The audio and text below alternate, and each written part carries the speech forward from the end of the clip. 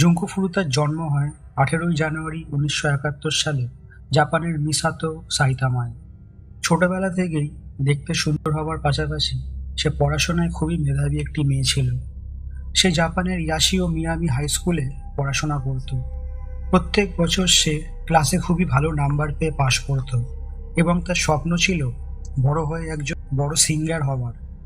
সে বেশিরভাগ সময় তার পড়াশোনা এবং তার জীবনের গোল নিয়েই ব্যস্ত থাকত এবং তার ব্যবহার খুবই ভালো ছিল। সে স্মোক করা, ড্রিঙ্কস করা, পার্টি করা এসব কিছুই পছন্দ করতো না। তাই যারা নাকি পার্টি করতো, ড্রিঙ্কস করতো, স্মোক করতো, তাদের থেকে সে দূরে থাকতো। এর জন্য ক্লাসের সবাই তাকে খুবই পছন্দ করত। সে একটি প্লাস্টিক ফ্যাক্টরিতে পার্ট টাইম জবও করত নিজের স্কুল ছুটি হওয়ার পর, এবং সে একটি ইলেকট্রিক্স কোম্পানিতে ফুল টাইম জবও অ্যাকসেপ্ট করে নিয়েছিল, যেটি সে তার গ্র্যাজুয়েশন কমপ্লিট করার পর করার কথা ছিল। তাকে অনেক ছেলেও পছন্দ করত এবং তাকে প্রেমের প্রস্তাব দিত, কিন্তু সে কাউকে পাত্তা দিত না, তাদের ইগনোর করত। সেই অনেক ছেলের মধ্যে একটি ছেলে এমনও ছিল যে জুঙ্কুর সাথে একই স্কুলে একই ক্লাসে পড়াশোনা করত। তার নাম হচ্ছে হিরোশি মিয়ানো। এই হিরোশি মিয়ানো জাপানের সবচেয়ে কুখ্যাত ক্রিমিনাল সংস্থা ইয়াকুজা গ্যাংয়ের মেম্বার ছিল। সমস্ত ক্রিমিনাল অ্যাক্টিভিটি, যেরকম মানুষকে ভয় দেখিয়ে ডাকাতি, ছিনতাই, তোলাবাজি, মেয়েদেরকে ধর্ষণ, এছাড়া স্কুলের জিনিসপত্রের ক্ষতি করা, এইসব করে বেড়াতো। সেই কারণে শুধুমাত্র স্কুলের স্টুডেন্টরাই নয়, বরং টিচাররাও তাকে ভয় পেয়ে চলতো। সে যা বলতো সবাই তাই করতো। এই হিরোশি মিয়ানো জুঙ্কু ফুরুতাকে লাইক করতো এবং সে একদিন জুঙ্কুকে তার সঙ্গে ডেটে যাওয়ার জন্য অ্যাপ্রোচ করেছিল, কিন্তু জুঙ্কু জানতো সে কী ধরনের ছেলে, তাই জুঙ্কু তাকে না করে দিয়েছিল। এই কথাটি তার ইগোতে লেগে যায় যে কোনো মেয়ে তাকে কিভাবে না বলতে পারে, এবং মনে মনে কিভাবে জুঙ্কুর থেকে প্রতিশোধ নেওয়া যায় তার প্ল্যান করতে থাকে। 1988 সালের 25শে নভেম্বর রাত্রিবেলায় জুঙ্কু নিজের পার্ট টাইম জব শেষ করে বাড়ি ফিরছিল, কিন্তু দুর্ভাগ্যবশত সেই দিন রাত্রে হিরোশি মিয়ানো ও তার আরও এক বন্ধু নোবুহারু মিনাটো লুটপাট করার উদ্দেশ্যে বা ডাকাতি করার উদ্দেশ্যে ওই রাস্তা দিয়েই ঘুরছিল, কারণ তাদের কাজই এটা ছিল। তখন দূর থেকে তারা জুঙ্কুকে সাইকেলে করে যেতে দেখে। তখন হিরোশি মিয়ানো নোবুহারু মিনাটোকে নির্দেশ দেয় যে তুইও সাইকেল ধাক্কা মেরে ফেলে দিয়ে পালিয়ে যাবি, যাতে আমি ওর সামনে হিরোর মতো এন্ট্রি নিতে পারি। তখন তার কথা মতো নোবুহারু মিনাটো দৌড়ে গিয়ে জুঙ্কুর সাইকেলে ধাক্কা মেরে তাকে ফেলে দিয়ে সেখান থেকে পালিয়ে যায়। আর তখনই তার সামনে হিরোশি মিয়ানো এসে দাঁড়ায় এবং তাকে সাহায্য করার ভান করে বলে, রাত্রিবেলা এখানে অনেক চোর ডাকাত ঘুরে বেড়াচ্ছে, তাই একা একা বাড়ি যাওয়া তোমার জন্য খুব একটা নিরাপদ নয়। আমি তোমাকে বাড়ি পৌঁছে দিচ্ছি। যেহেতু জুঙ্কু হিরোশি মিয়ানোকে চিনতো, তারা দুজনেই একই স্কুলে পড়তো, সেই জন্য জুঙ্কু তার সঙ্গে যেতে রাজি হয়। হাঁটতে হাঁটতে রাস্তায় কিছুটা দূরে একটা বড় গুদাম ঘর পড়ে। সেই গুদাম ঘরের সামনে এসে হিরোশি মিয়ানো জুঙ্কুকে বলে যে তখন যে ছেলেটা তোমার সাইকেলে ধাক্কা মারলো সে আমারই বন্ধু, এটা আমাদের প্ল্যান ছিল, এবং তাকে হুমকি দেয়, আমি যা বলবো তোমায় তাই করতে হবে, নয়তো তোমার প্রাণে মেরে ফেলবো। এই কথা শুনে জুঙ্কু খুবই ভয় পেয়ে যায় এবং তাকে সেই গুদামে নিয়ে যায় এবং সেখানে নিয়ে গিয়ে তাকে ধর্ষণ করে। ধর্ষণ করার পর সে একটি ট্যাক্সি ধরে তাকে পাশের একটি হোটেলে নিয়ে যায় এবং সেই হোটেলে নিয়ে গিয়ে তাকে সে আবার ধর্ষণ করে। ধর্ষণ করার পর সে তার ওই বন্ধু নোবুহারু মিনাটোকে সেই হোটেলের রুম থেকে ফোন করে এবং সে জুঙ্কুর সাথে যা যা করেছে সেগুলো খুব গর্ব করে তাকে বলে। নোবুহারু মিনাটোর সঙ্গে সেই সময় তাদের আরো দুজন বন্ধু জো ওগুরা ও ইয়াসুশি ওয়াটানাবেও ছিল। জো ওগুরা তখন হিরোশি মিয়ানোকে জুঙ্কুকে ছাড়তে বারণ করে। এইভাবে রাতটি কেটে যায়। পরের দিন সকাল ঠিক 3টের দিকে হিরোশি মিয়ানোকে জুঙ্কু একটি কাছের একটি পার্কে নিয়ে যায়। সেখানে ওই 3টি ছেলে জো ওগুরা, নোবুহারু মিনাটো ও ইয়াসুশি ওয়াটানাবে তার জন্য অপেক্ষা করছিল। তখন জুঙ্কুর নোটবুক থেকে তারা তার বাড়ির অ্যাড্রেস নিয়ে নেয় ও তাকে হুমকি দেয় যে আমরা ইয়াকুজা গ্যাংয়ের মেম্বার, যদি কোনো চালাকি করো তাহলে আমরা তোমার পুরো পরিবারকে শেষ করে ফেলবো। এই কথা শুনে জুঙ্কু আরো নিরুপায় হয়ে যায়। তখন তারা 4জন মিলে জুঙ্কুকে একটি বাড়িতে নিয়ে যায়। আসলে সেই বাড়িটি ছিল নোবুহারু মিনাটোর। তার মা বাবা বেশিরভাগ সময় কাজের জন্য বাইরে থাকতো। এদিকে 26শে জানুয়ারি সকাল হয়ে যায়। মেয়ে বাড়িতে এখনো না ফেরার কারণে জুঙ্কুর মা বাবা চারিদিকে তাকে খুঁজতে শুরু করে, কিন্তু সারাদিন কোথাও তাকে খুঁজে না পেয়ে সেই জন্য 27 নভেম্বর সকালবেলা পুলিশের কাছে জুঙ্কুর মা বাবা নিখোঁজ হওয়ার কমপ্লেন দায়ের করে। সেই ভিত্তিতে পুলিশ জুঙ্কুকে খোঁজার জন্য তল্লাশি শুরু করে, কিন্তু এই খবর হিরোশি মিয়ানো কোনোভাবে জানতে পেরে যায় এবং জুঙ্কুকে ভয় দেখায় এবং ফোর্স করে তার মা বাবাকে ফোন করে বলার জন্য যে সে বন্ধুদের সাথে আছে আর খুব ভালো আছে, তাই সে যাতে তার কমপ্লেন ফেরত নিয়ে নেয়। তার মা বাবাকে তারা 3বার করতে বলে বিশ্বাস জোগানোর জন্য। জুঙ্কু ফুরুদার ফোন কল পেয়ে তার মা বাবা চিন্তামুক্ত হয় যে তাদের মেয়ে ভালো আছে। এই ভেবে তারা পুলিশ কমপ্লেন ফেরত নিয়ে নেয়। এদিকে নোবুহারু মিনাটোর বাড়ি জুঙ্কুকে নিয়ে আসার পর তাদের 4জনের তার উপর অত্যাচারের কোনো সীমা থাকে না। দিনরাত তার উপর টর্চার করা, তাকে মারধর করা, তাকে ধর্ষণ করা। নোবুহারুর এই বাড়িটি তাদের একটি আয়েশের আড্ডায় পরিণত হয়, কারণ তাদের বাড়িতে তাদের গ্যাংয়ের মেম্বাররাও যাওয়া আসা করতে শুরু করে।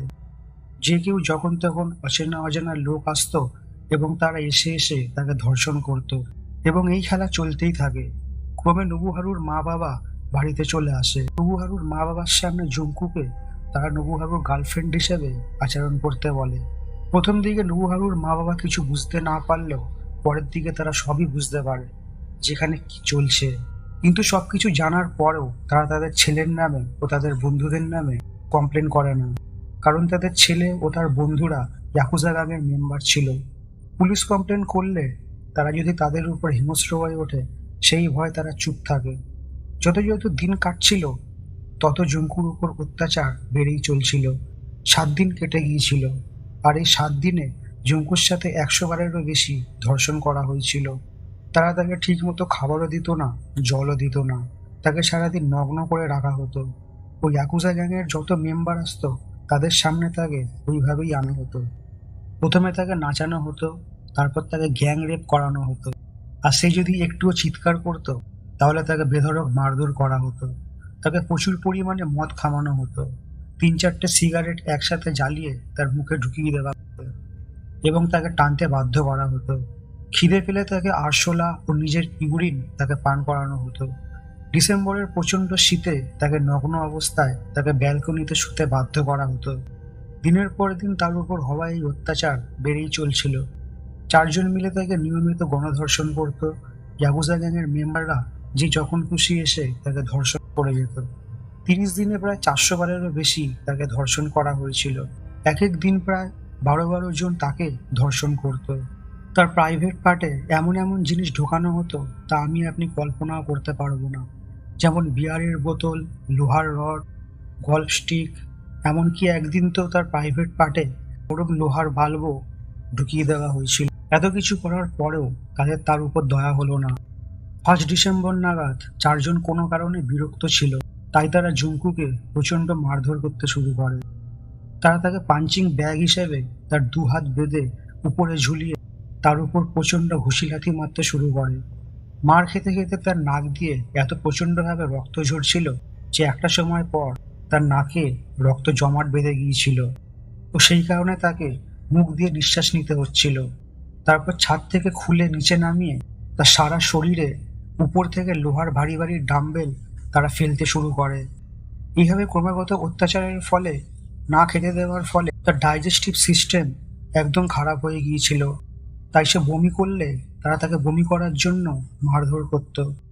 একদিন রাত্রে মারধর এবং মদ্যপানের পর সেই 4জন যখন ঘুমিয়ে পড়ে, সে সাহস করে ঘরের ফোন থেকে পুলিশকে একটি ফোন করে, কিন্তু ফোন করার সঙ্গে সঙ্গে সেই শব্দে হিরোশি মিয়ানো জেগে ওঠে এবং তাকে ধরে ফেলে ও ফোন কেটে দেয়।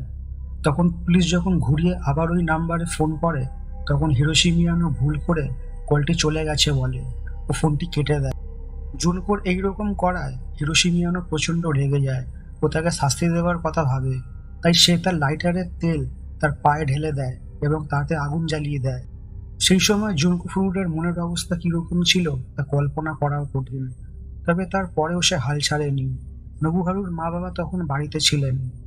জুনকো সাহায্যের জন্য তাদের কাছে অনুরোধ করে, কিন্তু তা সত্ত্বেও তারা তা প্রত্যাখ্যান করেছিল, কারণ তাদের ছেলে ইয়াকুজা গ্যাংয়ের মেম্বার ছিল।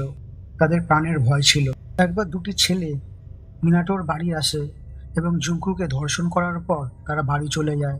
কিন্তু তাদের মধ্যে একজন বাড়ি গিয়ে সব ঘটনা তার দাদাকে খুলে বলে এবং তার দাদা সেই পুরো ঘটনা তার মা বাবাকে জানিয়ে দেয়। ও তারা পুলিশের সঙ্গে যোগাযোগ করে মিনাটোর বাড়িতে ঝুমকু ফুরুটার সঙ্গে কি হচ্ছে সেই খবর দেয়। ও পুলিশ সেখানে পৌঁছেও যায়, কিন্তু নোবুহারু মিনাটোর মা বাবা সেদিন বাড়িতেই ছিলেন। তারা পুলিশকে বলেন যে এই বাড়িতে কোনো মেয়ে নেই এবং পুলিশ বাড়ি তল্লাশি না করেই সেখান থেকে চলে যায়। যদি সেদিন পুলিশ তাদের বাড়ি তল্লাশি করে নিত তাহলে ঝুমকু ফুরুটা আজকে আমাদের মাঝখানেই থাকতো। 10ই ডিসেম্বর নাগাদ তার পা গুরুতরভাবে পুড়ে যাওয়ার কারণে ও বাঁশের লাঠি গলফ স্টিক দিয়ে প্রচণ্ড মারধরের কারণে সে হাঁটতে পারতো না। তাই সামান্য বাথরুমে যেতে হলেও সে হামাগুড়ি দিয়ে যেত এবং তাতে তার 1 ঘন্টার উপরে সময় লেগে যেত। 4জন তার মুখে গরম মোম ঢেলে দিয়েছিল ও সিগারেটের লাইটার দিয়ে তার চোখের পাতা পুড়িয়ে দিয়েছিল। তার সারা শরীরে ছুঁচ ফোটানো হয় এবং ছুরি দিয়ে আঘাত করা হয়, কিন্তু সেটাও যথেষ্ট ছিল না। তার বাম স্তনের কিছুটা অংশ প্লায়ার দিয়ে তারা কেটে ফেলেছিল। প্রতিদিন প্রচুর মানুষ ধর্ষণ করার ফলে তার প্রাইভেট পার্টে উল্টোপাল্টা জিনিস ঢোকানোর ফলে তার প্রচুর রক্তপাত হতো এবং সঠিকভাবে প্রস্রাব করতে পারত না। 40 দিনের দিন সে ওই 4জনের কাছে মৃত্যুও ভিক্ষা চায়, কিন্তু তারা তাকে মৃত্যুও দেয় না। এদিকে প্রচণ্ড মারধর দিনের পর দিন অত্যাচারের ফলে জুঙ্কুর সারা শরীরে অনেক ক্ষতস্থান সৃষ্টি হয়েছিল এবং সেখানে পুঁজ জমে তার শরীর থেকে দুর্গন্ধ বেরোচ্ছিল। ফলে ওই 4জনের ইন্টারেস্ট জুঙ্কু ফুরুটার উপর থেকে এবার চলে যেতে শুরু করে। কিন্তু তাদের শরীরের জ্বালা মেটানোর জন্য কাউকে না কাউকে তো তাদের দরকার। সেই জন্য 27শে ডিসেম্বর তারা বেড়ায় নতুন শিকারের খোঁজে। হিরোশি মিয়ানো এবং জো ওগুরা রাত ঠিক 2:30 নাগাদ একটি 19 বছরের মেয়েকে অপহরণ করে, কিন্তু ধর্ষণ করার পর তারা তাকে ছেড়ে দেয়। নতুন বছর চলে এসেছিল, যেখানে হিরোশি মিয়ানো ও তার 3 বন্ধু নতুন বছরকে সেলিব্রেট করছিল, সেখানে জুঙ্কু ফুরুতা তার মৃত্যুর জন্য অপেক্ষা করছিল। 4 জানুয়ারি হিরোশি মিয়ানো জুয়া খেলতে গিয়ে অনেক টাকা হেরে যায়। সেই রাগ ও ক্ষোভে হিরোশি মিয়ানো জুঙ্কু ফুরুতার কাছে যায় ও লোহার রড দিয়ে তাকে প্রচন্ড মারধর করতে শুরু করে। মোমবাতি জ্বালিয়ে তার সারা শরীরে গরম মোমের ফোঁটা একটু একটু করে ফেলতে শুরু করে, যতক্ষণ না সেই মোমবাতি পুরোটা শেষ হয়ে যায়। সিগারেট খেতে খেতে সিগারেটের গরম ছ্যাঁকা তার সারা শরীরে দিতে শুরু করে।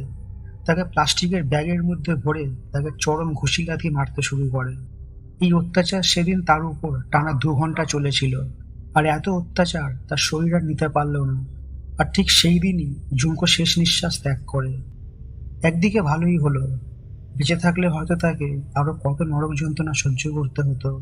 আর ওই 4জন আততায়ী যখন বুঝতে পারে জুঙ্কো ফুরুটা আর বেঁচে নেই, তাই 5ই জানুয়ারিতে তার একটি বড় 55 গ্যালন ড্রামের ব্যবস্থা করে এবং তাতে জুঙ্কো ফুরুটার মৃতদেহ ভরে তাতে সম্পূর্ণ সিমেন্ট দিয়ে ভরাট করে তাকে টোকিওর কোটো নামক একটি পরিত্যক্ত জায়গায় ড্রামটি ফেলে দিয়ে আসে। এবার আপনারা নিশ্চয়ই ভাববেন যে এই 4জন ধরা কি করে পড়ল। এই ঘটনার প্রায় 3 মাস কেটে যায়। আসলে 27শে ডিসেম্বর রাতে হিরোশি মিয়ানো এবং জো ওগুরা যে মেয়েটিকে ধর্ষণ করেছিল তার অভিযোগের ভিত্তিতে হিরোশি মিয়ানো এবং জো ওগুরাকে ধরে ফেলা হয় ও তাদের ঘরে তল্লাশি করার সময় পুলিশ তাদের ঘর থেকে একটি মহিলার আন্ডারগার্মেন্টস পায় ও তারা ধরা পড়ার 1 মাস আগে একটি মহিলা বাচ্চা সমেত খুন হয়। তখন পুলিশের সন্দেহ হয় যে ওই খুনের পিছনে নিশ্চয়ই এদের হাত থাকতে পারে। তখন পুলিশ একটু মাথা খাটায় ও হিরোশি মিয়ানোকে জিজ্ঞেস করে যে আমি জানি যে তুমি একটি খুনও করেছো। প্রথমে তো সে না না করতে থাকে, কিন্তু পুলিশের আরেকটু চাপ দেওয়ার ফলে সে সবকিছু বলে ফেলে, কারণ সে মনে করে যে পাশের ঘরে জৌগুড়া সবকিছু বলে ফেলেছে, এখন আর কোনো কিছু লুকিয়ে রেখে লাভ নেই। তাই সে সমস্ত ঘটনা আদ্যপ্রান্ত খুলে বলে। সমস্ত কিছু শুনে সারা পুলিশ মহলে আকাশ ভেঙে পড়ে। এই ঘটনা পরবর্তীকালে সারা পৃথিবীকে নাড়িয়ে দিয়েছিল। পুলিশ তাড়াতাড়ি ওই স্থানে পৌঁছায় যেখানে জুঙ্কু ফুরুতাকে ড্রামে করে ফেলে আসা হয়েছিল। সেখান থেকে ড্রাম ট্রাকে করে নিয়ে আসা হয় ও সেখান থেকে একটি বডি উদ্ধার করা হয়। বডি চেনা যাচ্ছিল না, অনেকটা পচে গলে গিয়েছিল বলে। প্রথমে পুলিশ যে মহিলাটির খুনের মৃতদেহ বলে সন্দেহ করছিল, যার খুন 1 মাস আগে হয়েছিল বাচ্চা সমেত, কিন্তু বেরিয়ে এসেছিল একটি অন্য মৃতদেহ। তারপর ফিঙ্গারপ্রিন্টের মাধ্যমে জুঙ্কু ফুরুটার বডি শনাক্ত করা হয়। তারপর ওই 4জন দোষীদের কোর্টে তোলা হয়, যেখানে হিরোশি মিয়ানোকে 17 বছর, ইয়াসুশি ওয়াতনাবেকে 4 বছর, নোবুহারু মিনাতোকে 6 বছর ও জো ওগুরাকে 5 বছরের জেল হেফাজতে থাকার নির্দেশ দেওয়া হয়। তারা অ্যাপিল করার পর কোর্টের বিচারপতি সবকিছু শুনে তাদের শাস্তি উল্টে আরো 3 বছর করে প্রত্যেকের বাড়িয়ে দেয়। যেহেতু সেই সময় তারা নাবালক ছিল, সেই কারণে তাদের মৃত্যুদণ্ড বা যাবজ্জীবন দেওয়া সম্ভব ছিল না। 44 দিন জুঙ্কো ফুরুতাকে যে কষ্টের মধ্যে দিয়ে যেতে হয়েছে তার তুলনা কিছুই হতে পারে না। জানি না সে এত অত্যাচার কি করে সহ্য করেছিল। যখন তার মা তার মেয়ের সাথে কি কি ঘটেছে তার খবর এবং বিবরণ শুনলেন, সে তার মানসিক ভারসাম্য হারিয়ে ফেললেন। তাকে পরে মানসিক হাসপাতালে চিকিৎসা করাতে হয়েছিল। তার সীমাহীন যন্ত্রণা একবার কল্পনা করুন। নাবালক হওয়ার কারণে 4 জনের নাম কোর্টের তরফ থেকে বাইরে প্রকাশ করতে বারণ করা হয়। তাই তাদের কোর্টে এ, বি, সি ও ডি নামে ডাকা হতো। কিন্তু পরে একটি সাহসী সংবাদ মাধ্যম সামনে আসে। তারা এই 4 জনের নাম বাইরে ফাঁস করে দেয় ও তারা বলে যে চরম নৃশংসতা অমানসিকতা তারা দেখিয়েছে, এটা কখনো কোনো মানুষের পর্যায়ে করতে পারে না। আমার মতে তো বলে যারা এই ধরনের কাজ করে তাদের পৃথিবীতে বেঁচে থাকারই কোনো অধিকার নেই। যাই হোক, এই কেসের সম্পর্কে আপনার কি বক্তব্য আমাকে কমেন্ট করে অবশ্যই বলবেন। ওই ভিডিওটি দেখার জন্য ধন্যবাদ।